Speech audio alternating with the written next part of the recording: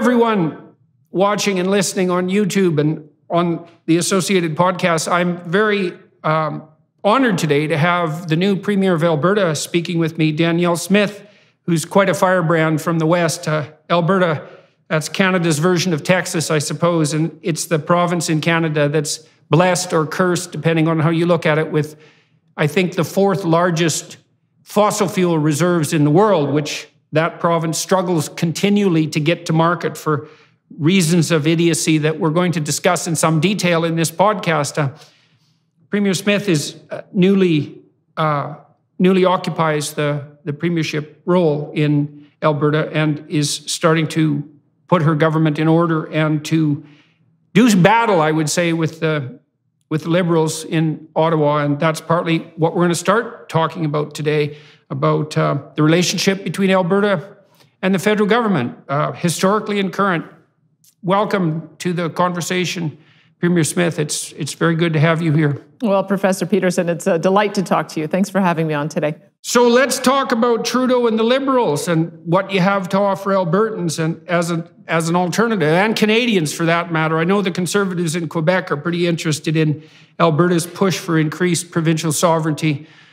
So it's not as if you'd only be speaking for Albertans when you talk about a more distributed balance of powers in this country, benighted country of ours.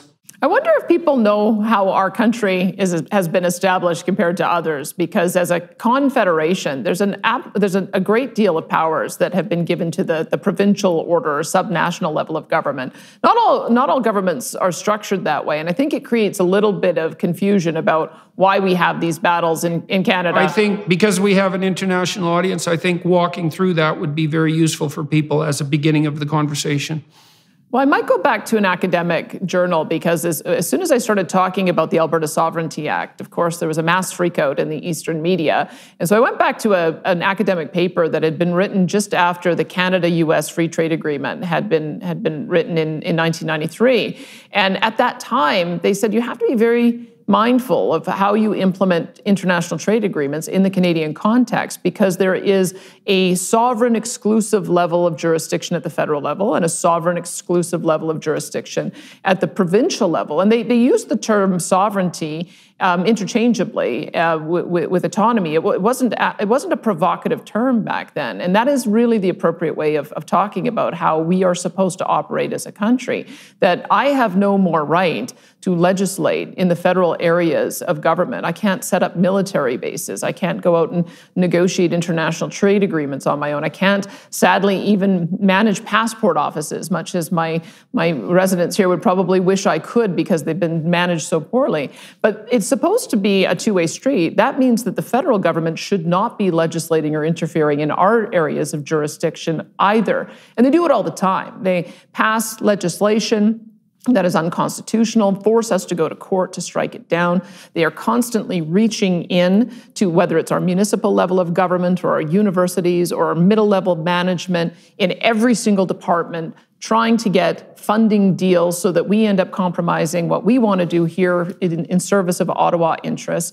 And at the same time, they show massive disrespect to us as a province in being able to develop our own resources. So I can tell you that Albertans have had just about enough of this. And it's we've had times in the past where we've had conservative governments at the federal level who've been far more respectful of our jurisdiction and our rights. Even we've had liberal governments in the past that were far more respectful of our jurisdiction and rights. The past 7 years have been a catastrophe in our relationship with the federal government. And as a result, we have to take some pretty dramatic steps in order to save Confederation, to get the country working like it was originally intended to work. And that's what the Sovereignty Act is about. It's telling Ottawa, stay in your own lane. Otherwise, we're going to put up a shield and we're just not going to enforce any of the laws you're trying to impose on us that fall in our areas of jurisdiction or that violate the Charter of Rights and Freedoms. And I've been delighted to see that having this conversation, it was initially sort of shocking, I think, for the country, for Alberta to be talking this way.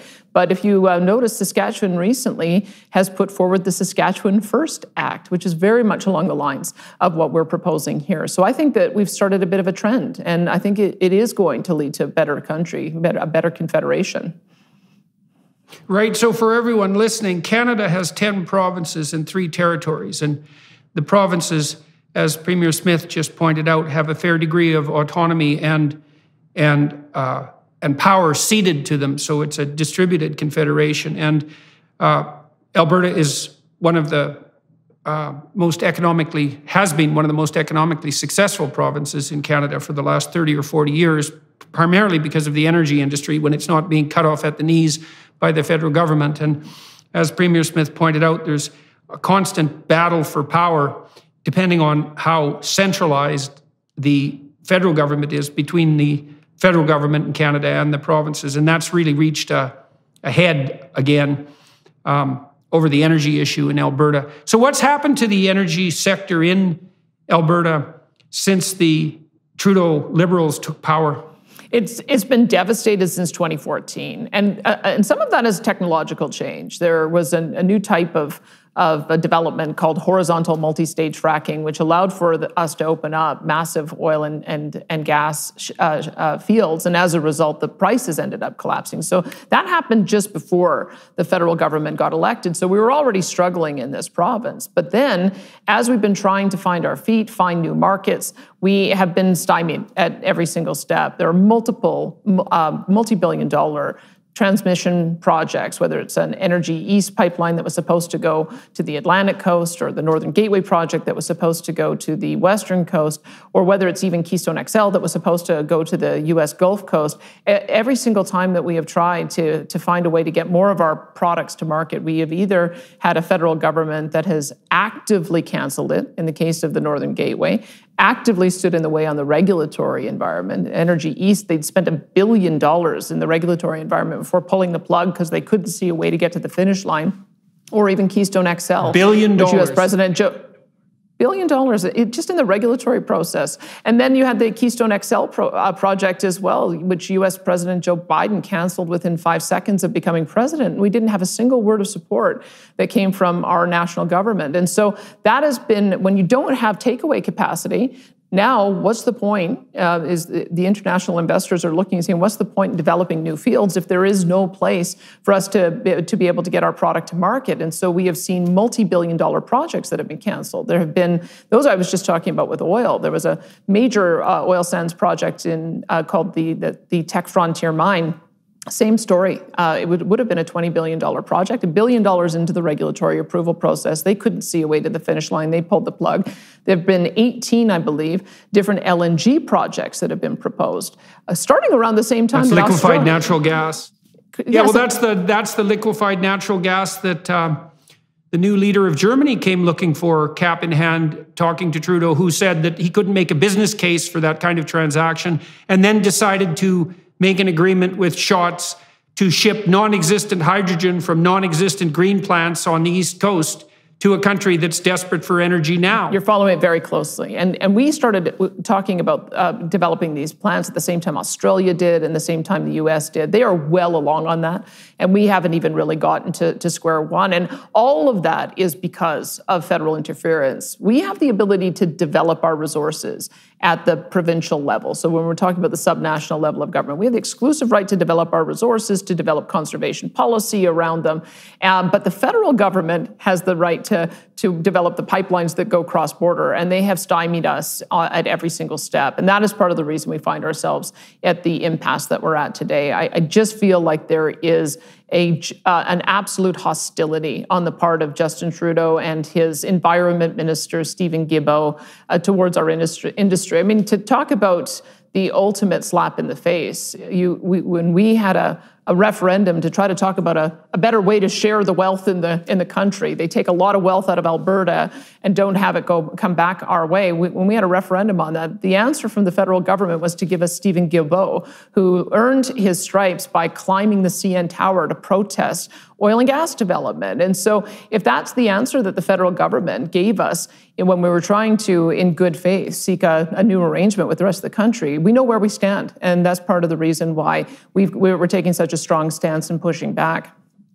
So I'm curious, for those of you listening who aren't Canadian, and for many of you, those who are, it's the case that there are transfer payments in Canada from richer provinces to poorer provinces to try to balance out the economic status of the different regions of the country. And Alberta sends a tremendous amount of money out of the province. And this referendum that you were referring to, I believe, was one that put the question to Albertans about whether or not they wanted the transfer payments to continue, given the hostility of many of the recipient provinces to the mode by which Alberta generates its revenue. And I believe Albertans voted to cease offering the transfer payments. Have I got the story right? And what became of that?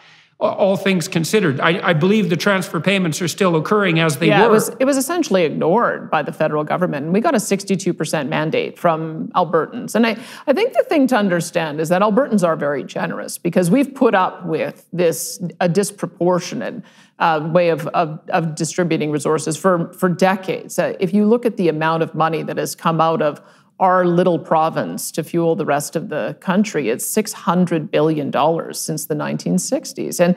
And the fact that we haven't put up a fuss before now is because we realized that there was a partnership with the rest of the country, that we would develop our resources, we would ship them to Eastern Canada. Eastern Canada would use our energy to develop products that we would need. We would purchase them back.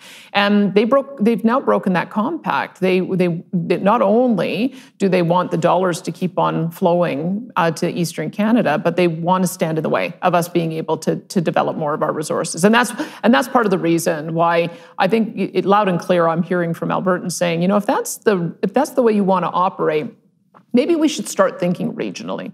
Maybe we should start developing partnerships with just the coalition of the willing, the two adjacent provinces who share our values, maybe the American states, maybe going up to the north, to northern Canada. Maybe there isn't much point in us continuing this relationship where we have such a trade imbalance with Quebec and Ontario if they're not going to assist us in getting our product to market. And that's the conversation that we're beginning now. It seems a bit much to both have to deliver the money that's produced by the oil and gas industry and also to have the oil and gas industry demonized and shut down.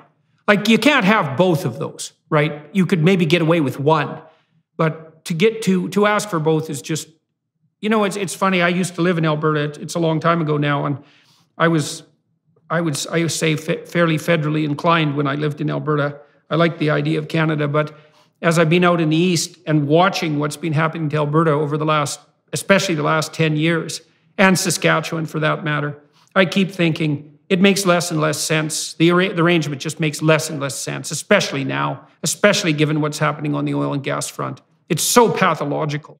And so why is Alberta still delivering the transfer payments? We don't have much control over that because what happens is they overtax us at the federal level. This is sort of one of the flaws of our constitutional arrangement that we set up, is that the federal government can tax us into oblivion, and then they hoard a pot of money, and then they sort of dribble it back to us saying, oh, if you run your programs our way, then we'll transfer you some of the dollars back. So the real problem with the way the country operates is that the federal government is taxing and taking more money than they need, and then they're using that federal spending power to essentially dictate to the provinces. And that's a real problem. That's part of the reason why, when you look at what Quebec has done, they start taking back more authority over their provincial powers. So they collect their own income taxes. And the reason why I think they ultimately want to do that is one day I think they want to move to a more European style of system where each of the subnational governments collect all their own taxes, and then they pay to the central authority only those dollars that go to support the federal areas of jurisdiction. And that, I think, is when Quebec moves in that direction, we need to be prepared to move in that direction too. But I think that's the evolution of where we're going. Is Quebec farther ahead on that road than Alberta? And is your plan to bring Alberta down that route? And is Saskatchewan on board with that? We are going to take as much action in our areas of jurisdiction as Quebec. We want to be treated just like Quebec. And Quebec has had the provincial tax collection powers for a number of years. In fact, a couple of years ago, they put forward the motion exactly as I described. They said, okay, now we want to be able to collect all taxes and we'll just remit to Ottawa our share. And even the Conservatives supported that motion. So they're very close, I think. If there's a change of government at the federal level, they're very close, I think, to being able to get that kind of arrangement. And we don't want to be left behind. We want exactly the same treatment. What stands in your way at the moment in practical terms in implementing that? Why not is there reasons not to just move ahead with it? I mean, it does seem to me to be that it's time for push to come to shove in Alberta and Canada, because things are so absurd on the energy front. And Alberta is fighting for its life, economic life in many ways. I can't imagine that any investors with any sense are going to have the kind of confidence that's necessary to invest in major oil and gas exploration projects, given the absolute uncertainty with regards to delivery. And to spend, you pointed out that in two different projects, $2 billion had been spent merely on trying to overcome regulatory hurdles before anything of any practical significance whatsoever was brought. It's no bloody wonder Trudeau couldn't make a business case for liquid natural gas for shots when his policies had made it bloody impossible for the entire country to produce enough oil and gas to ship to our allies in Europe, let's say, even when they're freezing in the dark. Completely. And this is the fundamental problem we have in Canada, is that the power of trade and commerce was given to our federal level of government with the idea that provinces might be scrapping over jurisdiction and might be wanting to block each other's products. And so the federal government was given that power so that they could streamline the process to make sure that we could get our products to market. They're using it in an offensive way. They're using it to block access for our products to get to market. So my view of it is this, that we were prepared to work collaboratively with the federal government taking the lead. And now we're going to take the lead. And what that looks like, and I just recently wrote a letter to Scott Moe, the Premier of Saskatchewan, and Heather Stephenson, the Premier of Manitoba, because if we could get an economic trade route along our northern territories between our three provinces, we can get access to a port that will allow us to export our products internationally. And so I propose that we meet in Churchill, which is the foundation for a port that might be able to begin that process. But that's not the only one. I mean, we could, and I'll tell you the difference on this, because the issue that we have right now is we've been making our proponents of a pipeline fight every little battle on their own. So they propose the route, then they have to negotiate with every single landowner, they have to negotiate with every single municipality, they have to negotiate with the different levels of government, they have to negotiate with the federal government, then they have to go through court, and there's First Nations. And then on top of that, you can have a court process that throws the whole thing out. So if we reverse that process and said, you know what, we're going to do the work in advance.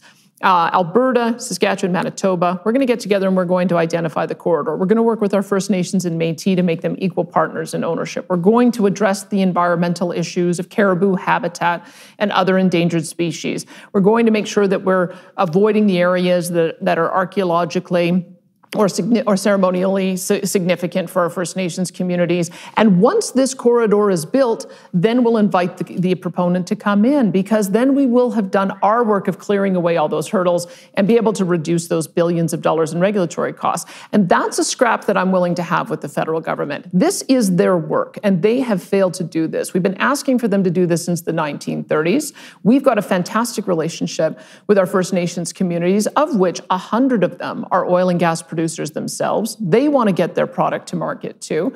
And so I believe if it comes down to it, and the federal government tells us, wait a minute, you're invading our jurisdiction, I'll just say, look, we've got the right to develop our resources, conserve them, get to them to market. Our First Nations, under the UN Declaration of the Rights of Indigenous People, they have the right to be able to develop their resources too. And I think that we'll win that scrap if it goes to the court. But I think we have to start taking the lead, stop acting like a junior player, start acting like a senior partner, and get some of these built. Yeah, well, for everyone watching and listening, Alberta is a landlocked province. The provinces in Canada are stacked up from east to west. And so the province to the west of Alberta is British Columbia, and they have a huge coast, but British Columbia tends to vote more left and socialist, and it's been very difficult. Again, stop me if I'm speaking out of turn here, but it's been very difficult over many decades for Alberta to negotiate with British Columbia to get its products out to the west coast. And so that's a big problem. But is Churchill, is the Hudson Bay, because the Hudson Bay is the coastline of Manitoba. It's in the center of Canada. Is the coastline, are the ports in Manitoba suitable for export use for these sorts of projects? I have a number of technical experts who have been working on developing different proposals, and my understanding is the answer to that is yes. There is also a port a little bit further south that I think is open and ice-free more months year round. But look at Russia. I mean, Russia is not. They're not saying, oh, there's some ice in the way, we can't build there. They said, oh, there's ice in the way, let's get 47 icebreakers. And to me, if we have the technology to be able to keep these ports cleared year round, we just have to have the political will to work together on getting the work done. And in the past, maybe it's because if you have to deal with multiple jurisdictions, there's election cycles, and it becomes difficult. I think we were also holding out hope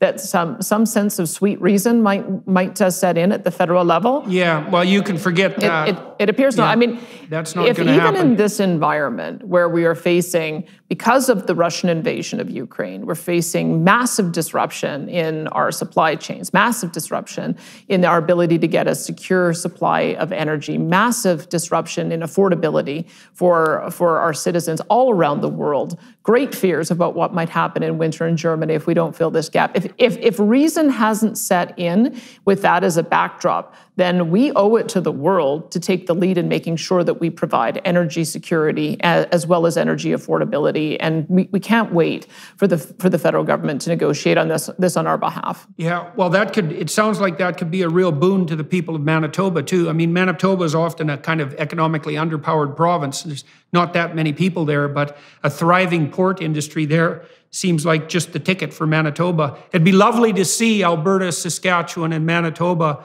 form a coalition that had the kind of political power and population that could serve as a buttress against the centralists and the people in the East who think they don't need oil and gas or energy, except they still want the money from the West, which it's so appalling, that attitude, that it's almost indescribable. Well, let me add a layer to that too, because when I spoke with Premier Stephenson, I'd asked her if they had ever scoped out what it would look like to build transmission lines back to Alberta so that we could have non-carbon dioxide emissions fuel in the form of hydroelectric power coming to fuel our oil sands development. And I gather they've never really even considered that. But that's the kind of win-win that we're looking for. Because the other part too is that as our bitumen becomes more valuable, it gets put on rail cars because we can't put it into pipelines. When you put it on rail cars, now you're crowding out all of our grain producers. And so we need to not only build pipelines for oil, for gas, we could build transmission lines. We can also look at building new highway, new rail line. And that's when you start getting a full service corridor. That's the kind of proposal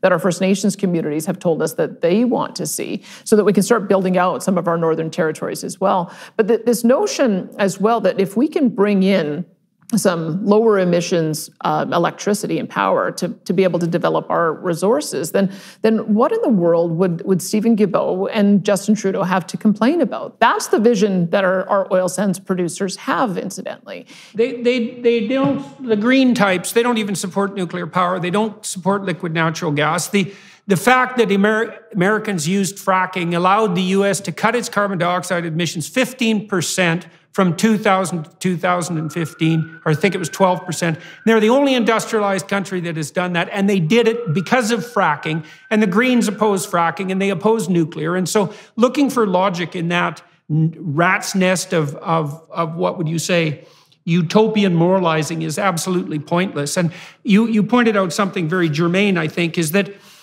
given the severity of the energy crisis that's confronting Europe, if that in and of itself isn't enough to wake up the people who are putting the brakes on nuclear power and on liquid natural gas development, then nothing short of mass starvation is going to wake them up, and probably not even that. And so it does look to me like the iron is hot and it's time to strike it. And the West could, not only I think could the West do an excellent job of this, Saskatchewan, Manitoba, and Alberta, but I think that triad of provinces would find tremendous amount of international support for doing so. And that's another thing that might be worth considering on the strategic front, is to be looking for allies in Europe and in the UK and in the United States that would put their full weight behind such projects. And those people definitely exist. And we do absolutely need to do that. I want to talk just for a minute, if I could, about this environmental piece, because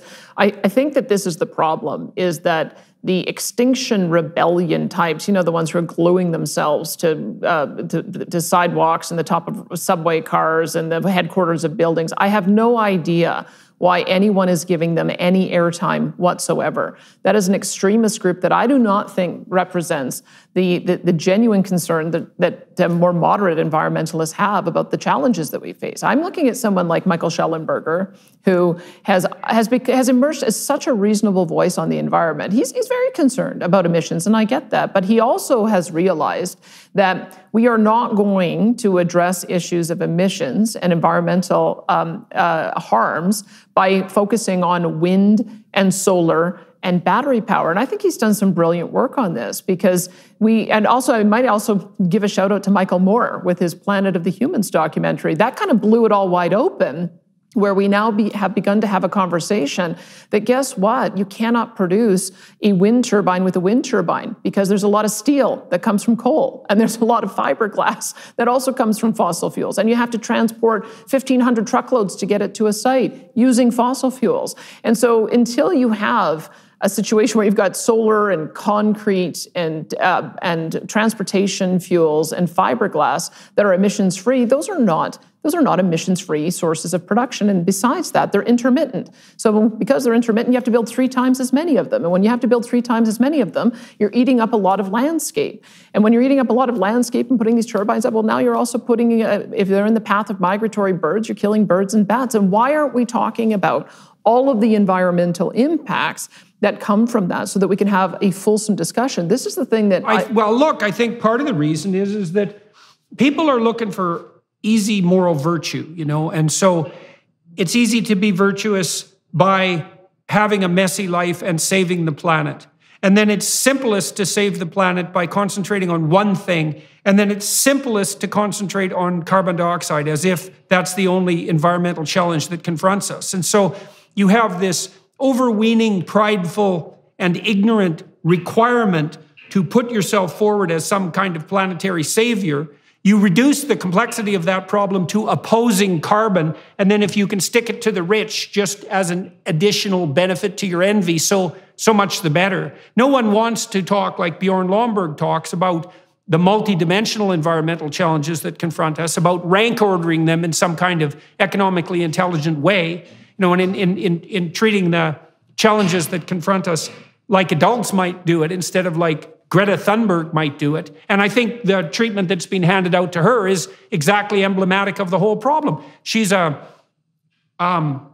relatively eccentric 13-year-old girl. She doesn't know anything about how the world works. And yet green leaders around the world kowtow to her like she's some sort of Dionysian prophetess. And that's a real indictment of the situation that we find ourselves in. What I think we have to do, though, is that we've got to elevate the voices that are aligned with this. Voices like Bjorn Lomborg and voices like Michael Schellenberger, because this notion of energy density is really the key to being able to reduce the impact on the planet. And this is why Schellenberger is a supporter not only of nuclear, and small modular nuclear reactors are becoming increasingly of interest to different jurisdictions, but also he's a supporter of LNG because you can have a smaller footprint in developing those. And when you have a smaller footprint, you're going to have, just by definition, less impact on the environment. And that, to me, I think what I worry about I call myself a libertarian conservative. Maybe we'll get into what that actually means. But what I worry about on our side of the spectrum is that we only talk in dollars and cents, and we don't address this environmental piece. This is the emotional piece that everybody cares about. I mean, I was born in 71. The first Earth Day was 1970. So I grew up surrounded by that environmental messaging. And I think we have ceded the ground to the extremists like Extinction Rebellion, and we haven't elevated the more moderate environmental voices. And that, to me, is going to be my big challenge, is that I want people to understand that, yes, we can provide energy security. Yes, we can address issues of affordability. And we can do it in a way that is going to be the most environmentally responsible, bar none, looking at all of the other options and all of the other producers around the world. That is going to be, I think, our big communication challenge. But I think that's the way that we start building those allies that you're talking about in Europe. Yeah, well, it would be great for conservatives in Canada, and I would say across the world, to reach out to people like Schellenberger and Lomborg, perhaps above all else, because they have extraordinarily well thought out arguments on the environmental front, and also are astute economically. And that's a rare combination. And the Conservatives have erred tremendously, and the central Liberals as well, the middle-of-the-road Liberals, by letting the radicals take the moral upper hand on the environment front.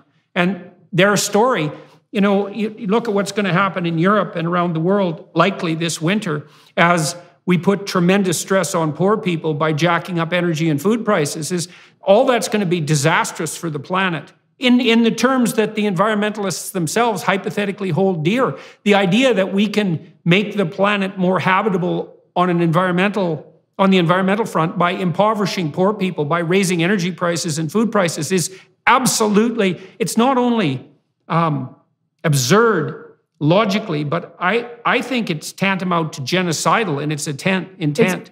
It's really appalling. It creates grave danger for those who are on fixed income going into an environment, especially in our northern climates, January, February, March, April. It's dangerous not to have reliable power, not to be able to have reliable home heating.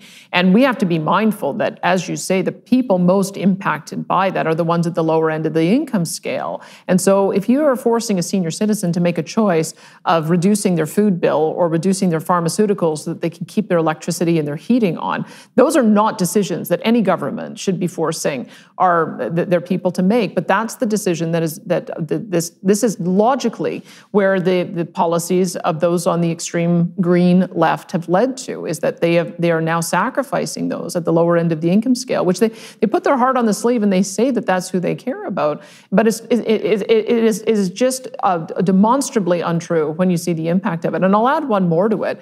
The only people that I have heard talk about the plight of those who are living in countries that do not have reliable energy and the impoverishment that occurs from it are some of the energy executives that are at our global conferences. This is part of the reason why we need to get reliable natural gas around the world, because when you look at some of the most impoverished countries in the world, they're using wood and dung and coal to heat their homes. I talked to somebody, a researcher in British Columbia, who said we have 44 million deaths per year because of indoor air quality problems.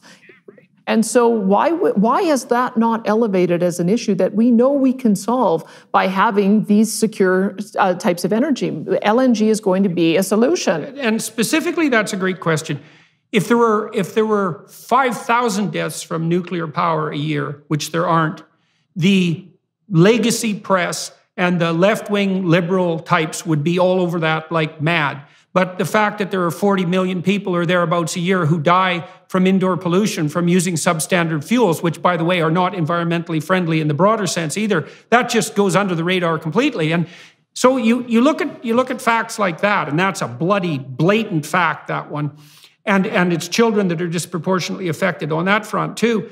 And then you also look at the willingness of the so-called leftists who are hypothetically in favor of the poor to impoverish the poor as a consequence of their non-effective green policies. And you really have to ask, well, just what the hell is driving this? And the only answer that I can think of is that it's something fundamentally predicated on envy, and that the desire to bring down the capitalist system that produces those who are richer than the typical environmentalist, let's say, that takes precedence over everything. It takes precedence over care for the poor. It takes precedence even over hypothetical care for the planet. It's like tear the bloody capitalist system down, and it doesn't matter what or who gets destroyed in the process. Because otherwise, how do you explain it? Like the indoor air pollution fact alone, it's like that's incomprehensible. Obviously, the thing to do is to get cheap energy that's clean as possible, to developing countries as fast as possible. And then, on the environmental side, the stats are pretty damn clear that if you can get the gross domestic product of a country up to something averaging approximately $5,000 US a year, then people start taking a long view and caring about the environment. And so it's quite obvious that if we did everything we could to eradicate absolute poverty, mostly by driving energy prices down, then we could get people off of their reliance on those primitive biofuels that poison them and poison the planet and denude the territory, and we could get them caring about the environment. And so Why not do that? Okay, now do you want to become Premier of Alberta? Because this is exactly the point that I want to see made on the international stage. And I don't know why it's so hard to get these messages out. It does seem, and maybe it is, that we're facing something that is more of a culture war underneath the surface, that we think it's about solving environmental issues, and we think it's about caring for those who are vulnerable, and we think it's about obliterating international poverty. And it's not. It's about something else altogether. And I would say I need to be very, very clear, because I know the world keeps on talking about some transition to some other fuel that might someday exist in the future. And I'm going to tell you that our messaging here is going to be very, very different. We are not going to transition out of oil or natural gas. We're going to transition away from emissions. We're going to produce these products in a way that has lower and lower emissions, and we've got great technology to be able to do it. We're learning how to capture CO2 and to embed it into products to make them more durable, or bury them underground. We're talking about developing out our hydrogen economy. LNG is going to be one way that we're able to reduce more polluting fuels around the world and reduce global emissions. But when you start doing all of these things, one of the things I don't think is well understood is that out of a barrel of oil comes about 6,000 different products. And not all of them are combustion. About 70% of them aren't. We've got lubricants and plastics and building material, asphalt. So even the enthusiasts of zero-emission vehicles, they're going to need roads to drive them on, which means that we are going to need to produce bitumen. And if we can produce bitumen with lower and lower emissions, then this is a win for everybody. This is a win for the environment. It's a win for the economy. It's a win for affordability. It's even a win for the environmentalists, though they don't realize this. And so we need to get away from any notion that these fuels are going to be kept in the ground. I think it's as ludicrous to talk about phasing out oil and natural gas as it is ludicrous to talk about phasing out concrete or phasing out steel. We are increasingly using our base products for construction materials, for plastics, and we are always going to need to have those. And as Michael Schellenberger has pointed out again quite brilliantly, is that when you start using these types of alternative construction materials, it means that you don't need to go to the natural environment to be able to harvest them there. And so you're able to preserve more habitat, and you're able to preserve more of the environment. We just need a paradigm shift in how we talk about the environment. You said you don't necessarily think that what's going on is about the kind of micro issues that you just described. And I think that's absolutely true. You know, I've been working with conservatives internationally and centralist liberals too on the construction of something like a more profound underlying traditionalist narrative. And I think what's happened too is the conservatives, the traditionalists and the liberals increasingly have been set back on their heels by the increasingly strident moralistic claims of the radical leftists, and haven't really been able to respond to that properly, and have been, in some sense, what would you say, the victims of their own guilt. You know, because the thing about conservative types is that they tend to be conscientious. And so if you go after them for not doing their duty, they tend to take that quite seriously. And so when the left levies accusations of less than dutiful behavior against conservatives, the first thing the conservatives do is get guilty. It's like, well, we probably could pollute a little less more. We could be a little less sexist. We could be a little less racist. We're sorry. It's like, it's time to stop being sorry. It really is on the conservative front to say, look, your bloody policies are not only raising energy prices to levels that are absolutely unconscionable, but certainly dooming a large percentage of the population in the world and in the Western world as well to undue poverty and privation. And you're not doing a damn thing on the planetary front. In fact, you're making the situation worse. And so we've had enough of your cheap moralizing. We're going to go ahead with what the adults do, which is to deal with the world as it is. You know, I got some stats from Bjorn Lomborg recently. I just wrote an article for The Telegraph that's quite popular about delusional, genocidal globalists and their willingness to sacrifice the poor. And Lomborg pointed out that the International Energy Agency and the Biden government have both projected that we won't be at 100% renewable energy till at least 2240. Right, not 2035 or 2050. That'll still be at best at something like 20%, assuming everything that's planned works out, which it won't. And so the idea that we're going to somehow transition to these magical technologies that are just going to suddenly appear is absolutely preposterous, even when you don't take into account the facts that you laid out, which is we make all sorts of other things from oil. And so what are we going to do? Stop making them? It's like, well, maybe, because you don't need those if you're going to decrease your carbon load. We're never going to get to 100% renewable. I may as well just put that on the table. Because when you think about what you need to get to 100% renewable, especially if you're talking about battery power to back it up, where are we going to get the lithium and the cobalt and the nickel? You have to mine the surfaces in order to do that, but the environmentalists are opposed to mining as well. Every time you try to get a mining operation going, you've got a wall and an army of environmentalists trying to stop you there also. You have to move a lot of earth in order to be able to develop all of those resources to be able to feed the battery power, and you have to use a lot of landscape in order to put on the solar panels and the wind turbines. I think Lomberg has estimated that there is something under 10 minutes of battery power, sufficient battery power in Europe to power the European power grid at the moment. Something like, I think it's actually 3 minutes. It's somewhere between 3 and 10 minutes.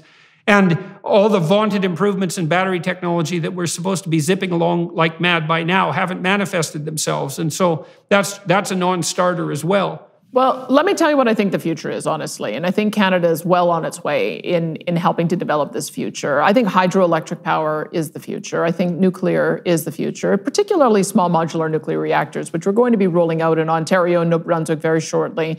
And then on top of that, developing natural gas and using carbon technology to capture the emissions so that you're not putting anything into the atmosphere. Those to me are and perhaps even geothermal. We have to be looking at ways that you can get secure, reliable base load that doesn't have a huge external impact on the environment across the whole range of environmental impacts. And I think we have to get away from this idea that solar and wind are the only answer. It's sort of interesting you said that there's this envy or this hostility to capitalism. I see it a little differently. I feel like those on the other side of the spectrum have their own favorite capitalists that they like to support, and because there's like pharmaceutical a lot of subsidies? Well, there's a heck of a lot of subsidies that go to wind and solar panels, solar power as well. And so I think really that's what we're seeing, is that there's a multi-trillion-dollar market at play here, and that we've got two different interests that are lining up. And one of those interests on the other side is also seeking to have a huge amount of government support for it. And I tend to believe in free enterprise. If something is going to be supported, it should be able to be supported on the basis of the market, that it's the best use of the resources, the lowest cost, delivering the best product for the lowest price. That is how we're supposed to be operating. If we're going to be operating from a position of crony capitalism, where you just have to get your guy elected and then you can secure a bunch of grants so that you can push your agenda forward, that's I think what has been driving things for the last 10 or 20 years. Yeah, well, I also think that's another undiscovered area for genuine traditionalists, conservatives and liberals alike, to start making headway on the moral front, is that a little less crony capitalism would be a good thing, because crony capitalism is really fascism, to give it its proper terminology. Mm-hmm. And this collusion between huge industry and huge government, that's got to stop. It's not the free enterprise market that properly responds to transformations of demand and supply. It's top-down collusion, and it's aided and abetted by very large players, and that's really got out of hand as well. I think the Conservatives would do well to address that as much as they possibly can. You're very right. You talked about small nuclear modular reactors. What's happening on the Canadian front in relationship to that? What do you see as promising? Well, we have an expert in nuclear development in Ontario. The Ontario market is powered 60% on their power grid by nuclear, and so they are looking at ways of bringing these smaller units. I think in some as low as 15 megawatts, some in the 50 to 200 megawatt range. And this is proven technology. I mean, if you look at nuclear submarines, we've managed to find a way very safely to have men and women in nuclear submarines powered by this kind of small-scale technology. So now it's a matter of going through the regulatory process, getting it approved, getting it implemented, proving it out, so that we can get it into other markets. So in New Brunswick, my understanding is they're rolling out one of these very small ones, under 15 megawatts, by 2026. And in Darlington, in Ontario, they're rolling out a small one in 2028. And so once that begins, there's no reason why our oil sands producers wouldn't be able to use that technology to develop their products. And that also then will reduce the overall emissions of our energy sectors. So those are the things that we're watching. But of course, the federal government stands in the way. Even on these promising technologies, they stand in the way of allowing those to go through a streamlined regulatory approval. And it's because, again, we have an environment minister who takes this paradigm view that the only way that we can develop electricity is to use the sources that he thinks we ought to use, and that excludes natural gas, and that excludes nuclear. So that's another big battle coming up, because I think that Canada will be able to export that to the world and also reduce overall global emissions if we can just get our policies right. I should say, incidentally, Europe is already there. Europe is already allows for green bonds to be issued for nuclear developments as well as for natural gas developments with a carbon capture component to it. It's Canada who has also an advantage in developing these types of energy sources that our federal government is standing in the way. And so I think that gives us some common cause with our friends in the rest of the country, particularly Ontario, in making that argument more broadly. So what's happening on the political front in Alberta at the moment? When's the next election? How are the Conservatives doing in Alberta? How are you negotiating with your primary opponents, which is the Socialists, the NDP in Alberta? And what does the political horizon look like for you at the moment in Alberta? We had a change in leadership because obviously we had some internal conflict in our party around some of the issues that we've been talking about. Are we getting our fight out to Ottawa enough? I think some of our supporters were feeling that we weren't fighting Ottawa enough on our areas of jurisdiction. We weren't getting progress on being able to get our energy to market. We weren't getting progress on changing the transfer program in our country, and also on issues of liberty that our government didn't do a good enough job of standing up for freedoms. And so we have some repair work to do with our Conservative movement to stitch it back together. Conservative leadership races help in that regard because it gets everybody out there talking and meeting with people and making apologies where apologies need to be made. So I feel like our movement is pretty unified, but we are facing a very tough competitor in the NDP. They have cemented themselves as the progressive vote, and they have been polling strongly ever since they left government last time around. So I don't want to take it for granted. But I think these are the issues that are going to turn the election, that as much as the NDP and all of the socialist parties like to act as though they're looking out for the middle class. They are not. They used to be a party that looked out for the little guy.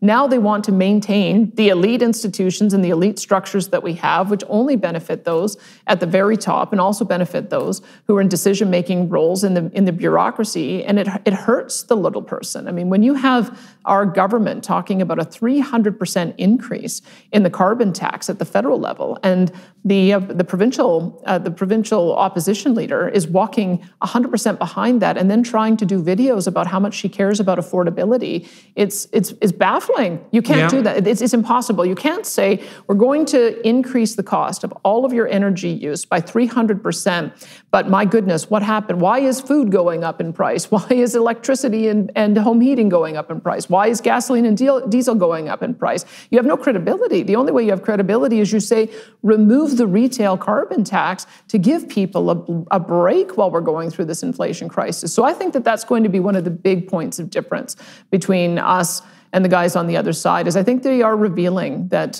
they aren't who everybody thought they were. And this is why we have to show our heart a lot more. Conservatives, sadly, when conservatives often, when we run campaigns, we often talk about how much we're going to cut and we're going to reduce taxes. And anybody who relies on a government service, whether it's healthcare or education or post-secondary or children's services or social services, they think, are you cutting the things that I need to be able to survive? And so we have to develop a different philosophy of government so that we can cutting also isn't address much those of a needs. vision.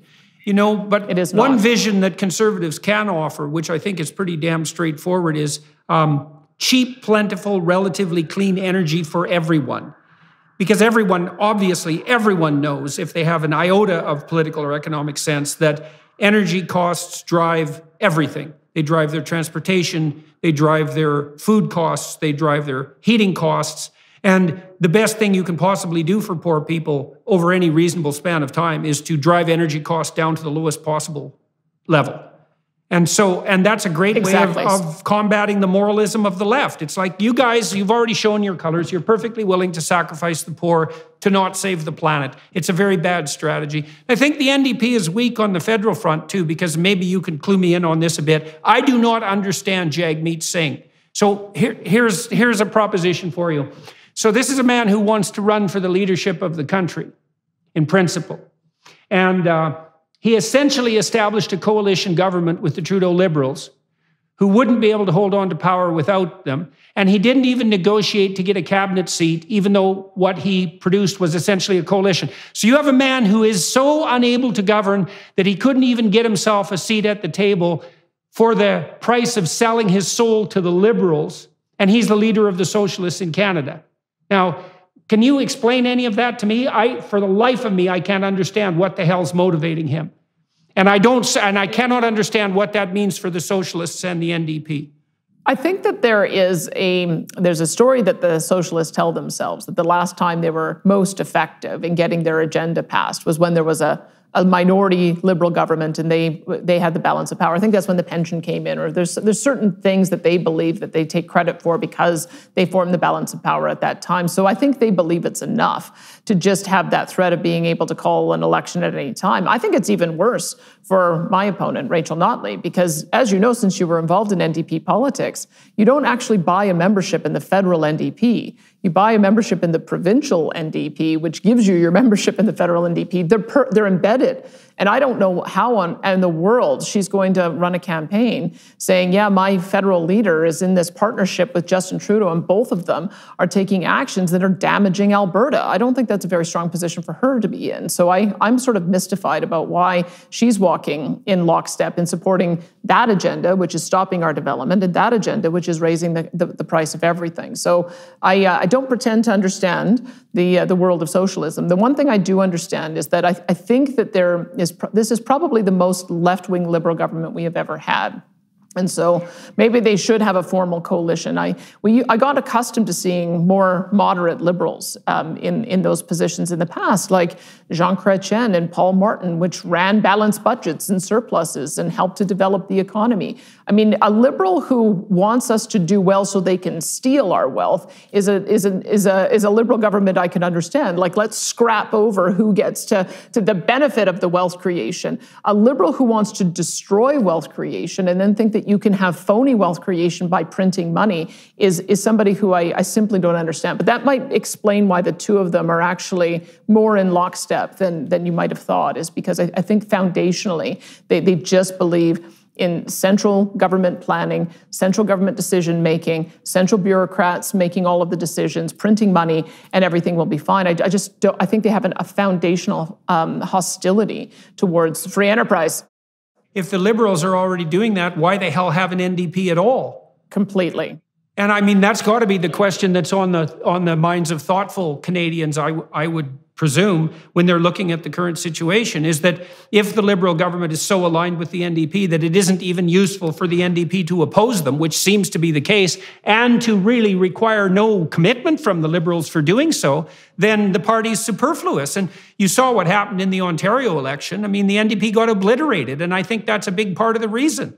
And I don't know how Rachel Notley is going to justify her alliance with Singh, given precisely what you said. And it's especially the case when, as far as I can tell, there's zero evidence whatsoever that the green, higher energy cost agenda has done anything but harm the environmental outlook. And we're going to see a lot more of that making itself well. And look at what it did with regards to precipitating a war between Russia and Ukraine. That's also something, an impossible to win war. That's also something that beggars the imagination. Far be it for me to give advice to the NDP, but let me tell you what they have done. They've really cannibalized their own base of support, because the NDP used to be the party of the working person. They used to be the party of labor. They used to be the party of the blue collar guys and gals, and they're not that anymore, because every single time a resource project comes up, they end up taking the opposite position. They take a position that makes it more difficult to get those projects approved. They take the environmental position position, which actually sacrifices all of those building trades workers who would be commissioned to build those pipelines and build those projects. So this is, I think, the fundamental insight that Doug Ford had, is that that is a pool of voters that are no longer represented by the left. And so he's reached out his hand and said, come and join the Conservative Party. We want you to have a good paying job. We want you to take care of your family. We want you to feel secure. We want you to be proud of your industry. And that's what we're saying as well. I can't imagine why anybody in one of those resource sector jobs, one of those blue collar trades, I can't imagine why they would vote for such an extreme green agenda that's being manifest in the NDP party, and especially with that partnership with the Liberals. So I think that they have created an opportunity for us as Conservatives, and we just have to make sure that we're addressing those issues in a meaningful way. And I think we are. I think we're beginning to understand that we've got to speak more broadly about those aspirational issues. It looked like Pierre Poilievre did a pretty good job of that on the leadership front in the Conservative campaign. And I want to talk to you a little bit about that, strategically speaking, because Poilievre basically circumvented the legacy media and went directly online to people. And I know that's part of the reason that you're also graciously agreeing to do this conversation with me. I mean, it does look to me like there is absolutely no reason, and increasingly this is going to be the case for Conservatives and centralist Liberals, to talk to the legacy media types at all. You just run your own show. And I mean, Poilievre was producing his own ads and they were getting like 500,000 views on YouTube, which is quite much, much greater than he could possibly hope for on a legacy platform like CBC, cursed be its name. And so it's possible, I think, for Conservatives and traditionalist Liberals to take their message, their political message, or their cultural message, their philosophical message, directly to people in conversations exactly like this, and to say, look, and I do think it was the case that back in the 1970s, you know, the NDP was a genuine working class party, because most of the people who ran it, and many of the people who were members, were actually labor representatives, right? Union types, back when the unions were powerful. And many of the leaders, regardless of their stance with regards to the basics of free market competition, really were for the working class. But as you pointed out, that's all disappeared in the last 10 or 15 years. You saw that with Hillary Clinton. I mean, she basically abandoned the working class in the United States to go with the woke types, and that cost her the election and certainly contributed to Trump's popularity.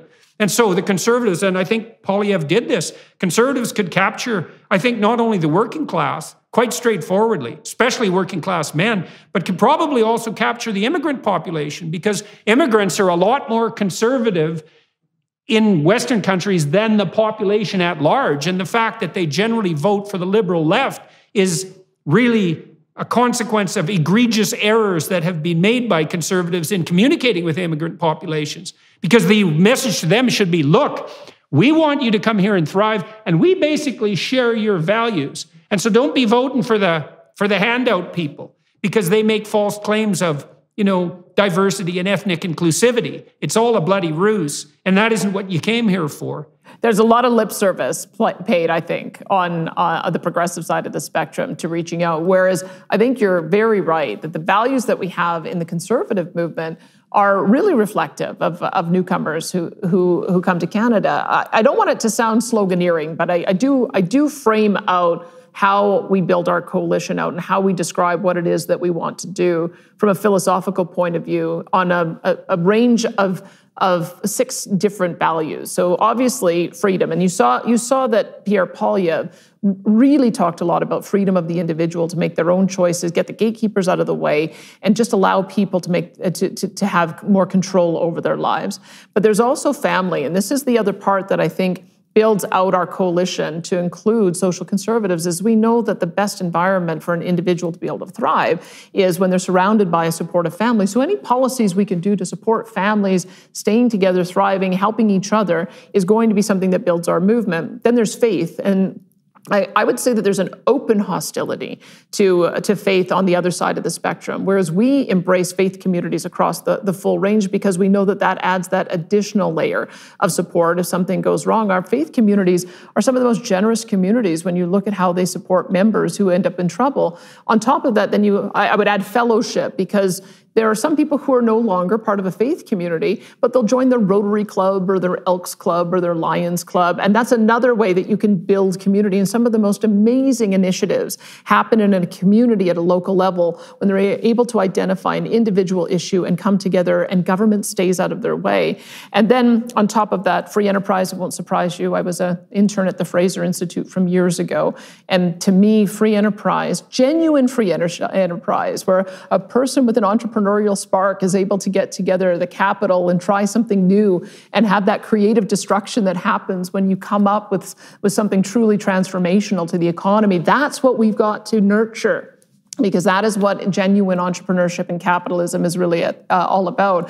And then the last one is philanthropy. And we always forget that our biggest supporters of all of our institutions, funders of hospitals and wings at universities, and all of our charitable organizations are the people who really did well through a free enterprise, and they feel like they need to give back to their community. That is the full cycle of what conservatism is about. And I don't know why we don't talk about all of that, because that to me is a full vision. One of the things that's worth pointing out is, part of what's tearing our culture apart at the moment are battles about identity.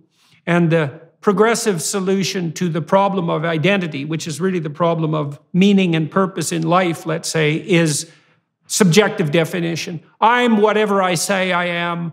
What I say I am is whatever I feel I am, moment to moment. It's intrinsic to me. And that's a really pathological, narcissistic, and egocentric viewpoint, and it's doomed to failure. And the reason, and I mean this technically, the reason it's doomed to failure is because your mental health isn't something you carry around in your subjectivity.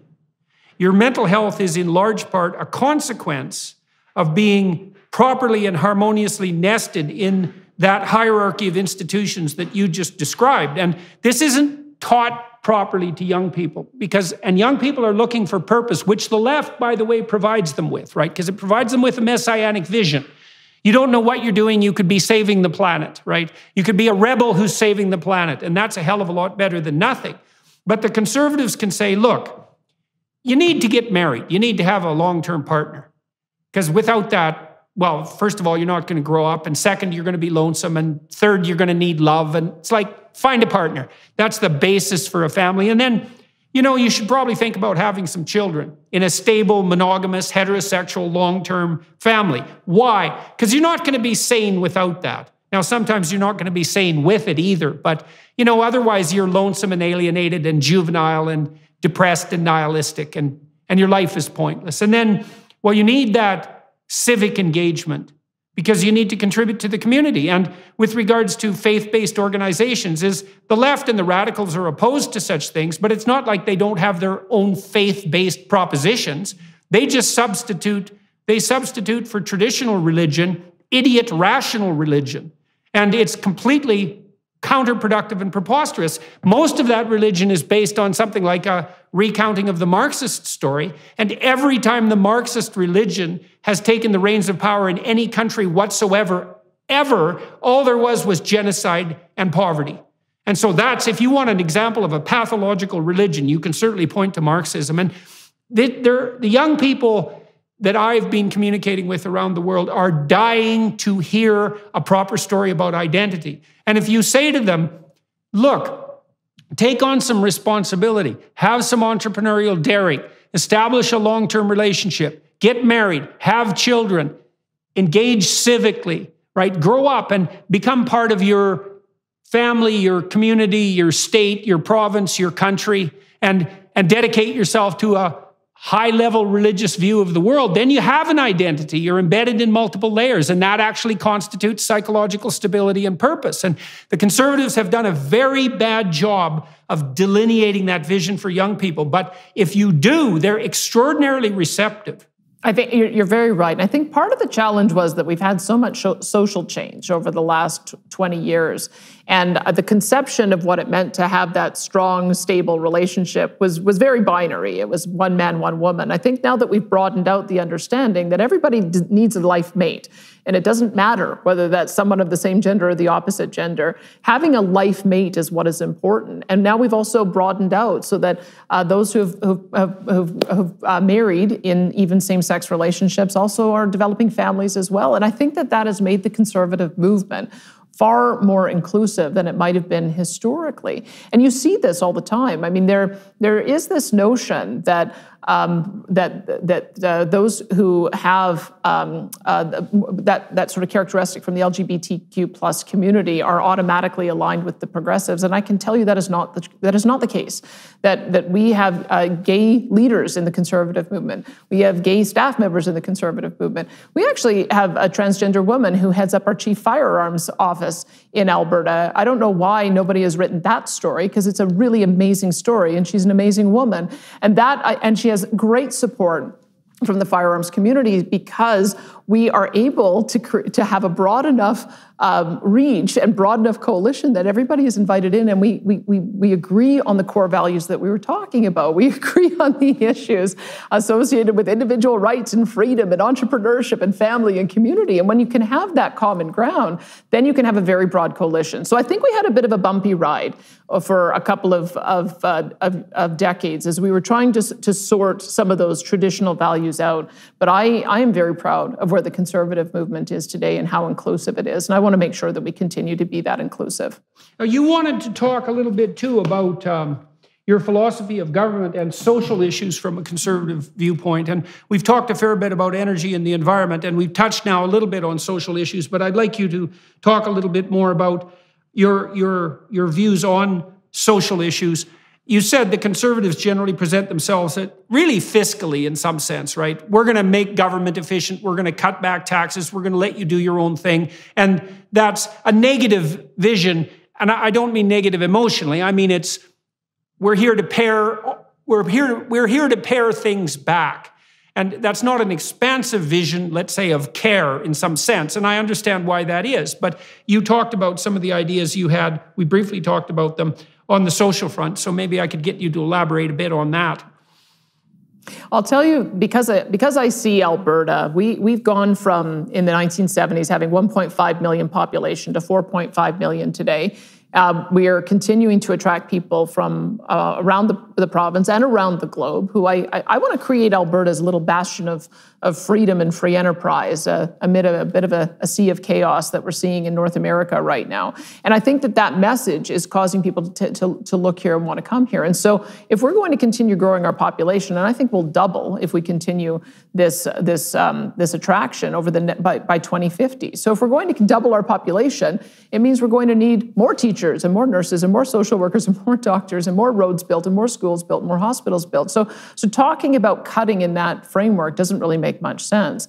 What also doesn't make much sense, I don't think, is that this is what conservatives do, is that we spend a lot of time creating an excellent business environment to attract investment and grow the amount of revenue, which is fantastic. That's one of the things that I think people can reliably count on conservatives to do. But then what we do is we take that big pot of money and we hand it to the central planners and say, go deliver stuff. We hire the exact same people that the socialists hire. And somehow we just think, oh, well, we'll hire better central planners, without realizing that central planning is the fundamental flaw in how we're delivering our programs. And conservatives fall victim to this all the time, is that we think, oh, well, if we just eliminate that layer of government and centralize, we'll eliminate administration and we'll end up delivering better services. And it never, ever happens. Because the more you centralize, the more you're creating layers of managers who are disconnected from delivering those services. So you end up with a very costly system that gets worse and worse results. So what I have been, I started on the free enterprise side, as I mentioned, with my internship at the Fraser Institute. So I've always been thinking, how do we apply our free enterprise values to the delivery of public programs? And if we were to apply our free enterprise values, then we would say it all begins with the individual, giving individual choice, empowering them with dollars so that they can then go and purchase the things that they need to purchase. You would have competition. You would have not only public sector providers, but nonprofit providers and charitable providers and for-profit providers all competing with each other to deliver the best service at the lowest cost. You would also make sure that we have this bizarre situation where we give all this money to a central planner, they use it to deliver services themselves, and then they evaluate their own performance and say, we're doing such a bang-up job, give us more money, and we always do. Those are not roles that in any enterprise are concentrated in one entity. You have to have a different purchaser and a different provider, and then somebody else evaluating the performance to see how you're doing. And this is the way that you apply conservative principles to how you deliver healthcare, how you deliver seniors care, how you deliver advanced education, how you deliver K-12 education. And that's the project that I want to engage and get started on. Conservatives normally shy away from these types of issues, and we normally don't put forward a vision of how we want to do it differently. And what I observe with the left, and the left does this very well, is that they will do polling on a particular issue and find that there's very little support for it. So then they go out and they advocate and they get their fellow travelers and they write columns and then they poll again. And now the support is a little bit higher. And they keep on inching up the level of support until they've got 50% plus one saying yes, and then they act on it. Whereas conservatives do the opposite. We say, oh, we've got this idea. Let's go out and poll on it. Oh, people don't like it. Well, let's put that back on the shelf. That is not what our job is if we want to win the ideas war. I also think that reliance on polls is also devastating to conservatives, because conservatives take a medium to long-term view of things, and polls sample short-term whim. And what the conservatives need to do, I believe, in order to maintain anything even vaguely traditional, which means to maintain society itself, is to put forth the kind of vision that you were talking about today, and to rely much less on the hypothetical expertise of hypothetically expert pollers. You know, as a clinical and research psychologist, I know full well that asking people questions to find out what they think is way more difficult than it looks. You know, if you, as a research psychologist, if you want to find out what a group of people think about any given political issue, that probably takes one dedicated PhD researcher 2 years to manage. Because you can't just ask the questions that you think are obvious, because they beg the answer. And you're not sampling anything that has any longevity in terms of attitude. And if you phrase the question slightly differently, you can get completely opposite responses. And so conservatives get set back on their heels when they do opinion polling. And I think they do that very frequently to abdicate responsibility. It's like, well, we can't do this because it's unpopular. Well, you know, maybe it's unpopular. Maybe it's your responsibility to put forth a coherent medium to long-term vision and to hope that you can communicate it well enough so that people come on board. You have to tell the right story. You have to tell the right story, and you have to find the advocates who will help tell that story for you as well. Your audience may not know my history, but I have been in the world of public policy for 27 years. I've been at a think tank with the Fraser Institute. I've done landowner advocacy with the Canadian Property Rights Research Institute, business advocacy with a couple of different business groups. I've been in media, in print media, television media, as well as radio media. I've had my own podcast, and so I've seen I own my own business, so I've seen the full spectrum of how you try to push ideas along. And I'll tell you what I would observe is that the conservative movement has pretty well seeded the ground on so many of the culture-shaping institutions that we have in K-12 education. We don't have a large number of conservative, libertarian-minded teachers helping to connect kids with all of the different ideas that are out there, as well as all of the different jobs out there. You have like zero of them. Completely. We've even pulled trades education out of most of our schools. So how is some young kid supposed to know he wants to be an electrician or a plumber or a welder if he doesn't have access to the opportunities to try it out? So that's one thing that we've seeded. We've also seeded the universities, and you know this probably better than anyone else, how difficult it is to get your research funded if you happen to have something beyond woke views. It seems like there's only one particular type of research that gets funded these days. So our universities, I don't think, are giving us the support that we need in the conservative and libertarian movement. On top of that, all of our arts organizations, our filmmakers, the messages that come through all of our Hollywood and other popular film is almost uniformly negative to conservative ideals or capitalism or liberty. Although there are some notable exceptions, and then of course I think as well we haven't cultivated our friends in the union movement in the way that we should have, because increasingly they're having the same conservative values that we're talking about here. And so I feel like so many of the different forces that shape society and shape the conversation, I should add media. I mean, media as well. I remember years ago, Lydia Miljan, who was a researcher at one of the Ontario universities, but she worked for the Fraser Institute. It's almost like a mirror image of how many people in the media self-describe as being atheist or agnostic compared to the general public. And that shapes the kind of stories that get told. So all of the opinion shaping that is done by and large by the progressive side of the spectrum. Even on the advocacy groups, we have far more active advocacy groups on environmental and social issues from a leftist perspective than we have from a libertarian conservative perspective. So I'm talking about the things that I need to do to try to advance the message, but I'm not going to succeed unless we also have the backup. We need to have the advocacy groups and the think tanks and the academics in the universities, and we need to be hiring teachers and filmmakers who are going to tell our stories. And I think that this is a 20 or 30-year project, because it took 20 or 30 years to get to the place we are right now. It's going to take 20 or 30 years to get us to some sort of balance. But we've got to start by recognizing the nature of the problem we created for ourselves and starting to undo it.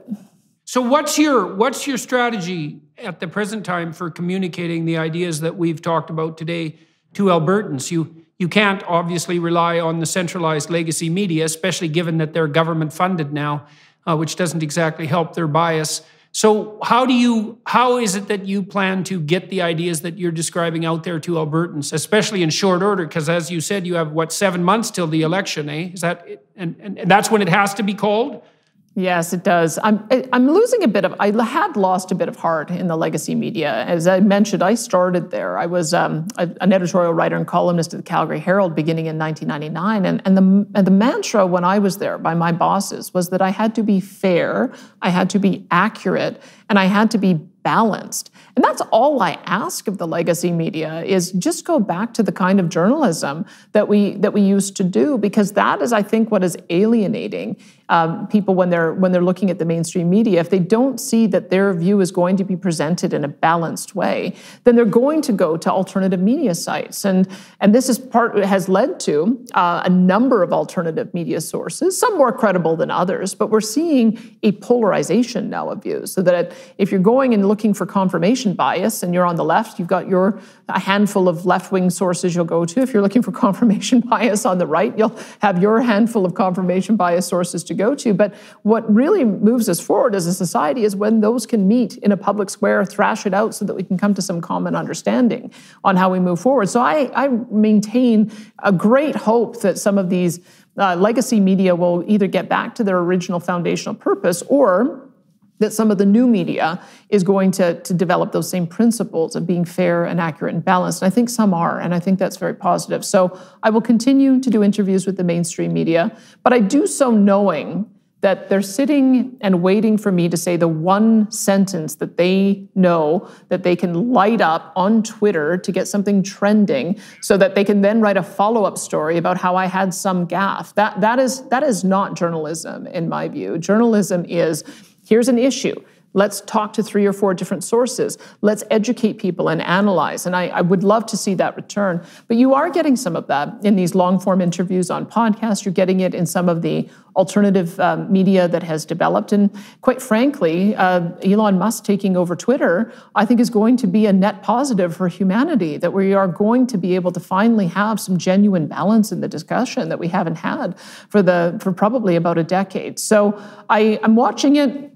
I will continue to do my own videos and my own memes that I push out on those different platforms. I'll do these kinds of interviews. I will talk to the mainstream media, but I do remain very concerned that we don't have anything approaching any kind of balance when we're looking at what we see out there in the legacy media, and that's a real problem. Mm-hmm. Yeah. So what's in the immediate future for you now? Like both on the policy front, on the strategy front, on the communications front, what do you see unfolding in front of you in Alberta in the next 7 months? Well, number one, before the end of the year, we are going to make major strides in improving the health experience of people who are having to use an ambulance or appear in an emergency room at a hospital. We all have studied this to death. We know what the issues are, and we just need to have the political will to act on them. So before the end of the year, people will begin to see some major improvement in that part.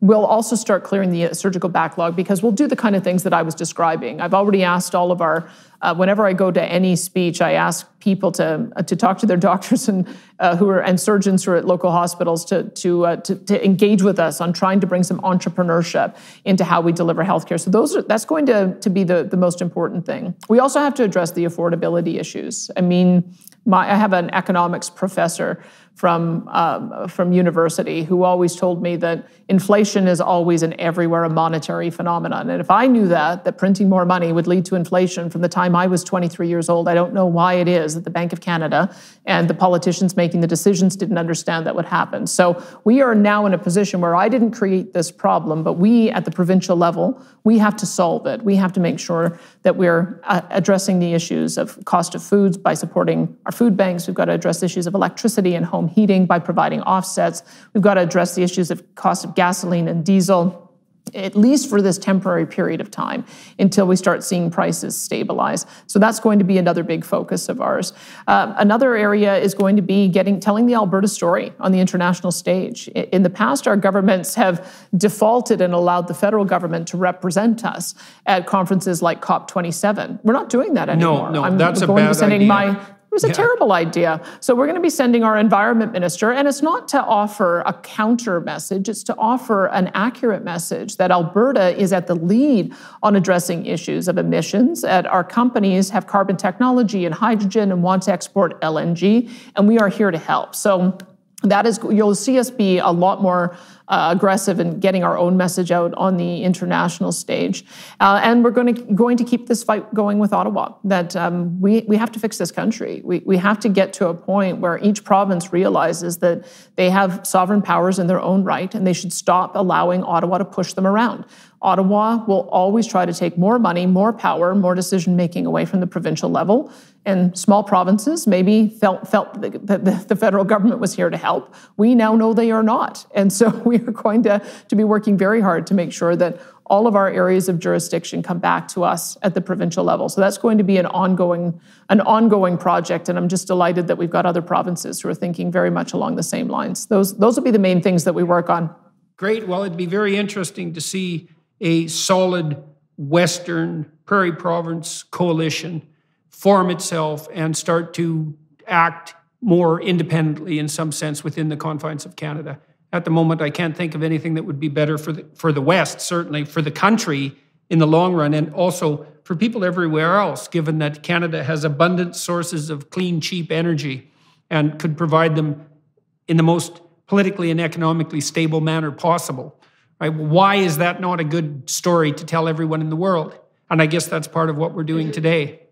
It's an excellent story to tell the world. And I'll add to it food security as well. I mean, I'm very concerned that you've got this same strange don't build anything attitude that is now being applied to our agriculture food producers as well. You've seen in the Netherlands that they want to dramatically reduce the amount of fertilizer use.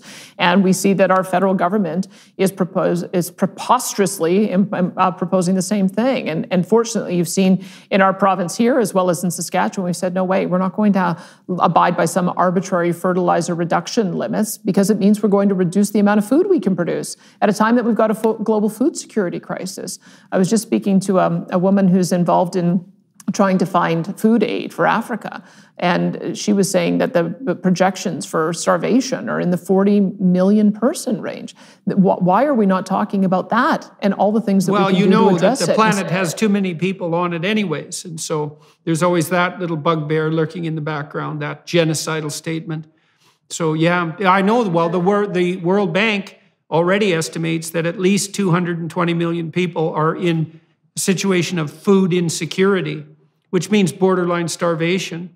And if the winter is particularly brutal, and maybe it won't be, and good if it isn't, then we're going to see, well, and those sorts of things tend to spiral out of control once they get started. So, no, it's absolutely appalling. Cheap energy and cheap food, that's good for the poor. It is. It's good for the poor, and it's good for the planet, too. I read a book by Hans Rosling called Factfulness. I don't know if you read it a couple of years ago. It's a great book. It is a great book, and he talks about what a great news story we have about the elevation of people out of poverty that has taken place over the last number of decades. And we also find that when when women have economic choices, rather than having 10 or 15 children, they end up having 2 or 3 children. And so even those who are concerned about the impact on our resources and whether or not we can support the increase in population, the solution to that is to make sure that we have a good supply of food, a good supply of energy, economic opportunities for men and women, so that we can see everybody elevated to the same standard of living. The prescriptions of the extreme greens is the exact opposite.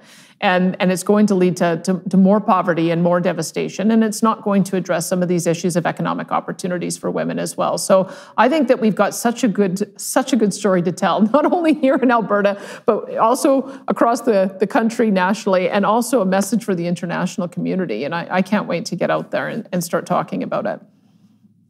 Great. Well, that's a very useful and profound place to end.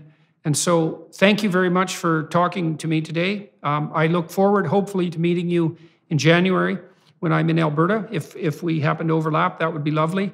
And I'll put you in touch with some of the people that I talked about earlier. And I appreciate very much your willingness to talk unscripted in such a courageous way for an hour and a half so that everybody can actually hear what you're thinking instead of being forced into 15-second, carefully machined sound bites. And so it's a nice new style of political discourse, and I think it enables people who can actually think to shine. So more power to that as far as I'm concerned. Well, it's my pleasure. The last thing you want to call a politician is courageous. I used to watch Yes Minister and Yes Prime Minister, and that was something that the Deputy Minister would always say when he wanted a politician not to do something. I'm going to keep on doing this, though, so thanks for the conversation today. Yeah, my pleasure, really, my pleasure. So thank you to everyone who was watching and listening, and I'm going to continue my conversation with the Premier of Alberta, Danielle Smith, on the Daily Wire Plus platform. We'll talk a little bit about the development of her career, which is what I do for an additional half an hour. For those of you who are interested, please consider subscribing to the Daily Wire Plus platform. They've professionalized my podcast, made a lot of projects possible that I wouldn't have been otherwise able to do, and also allowed me to continue doing all the other things I was doing. And so consider heading on over there and checking out what they have to offer. And thanks again, Premier Smith. Much appreciated.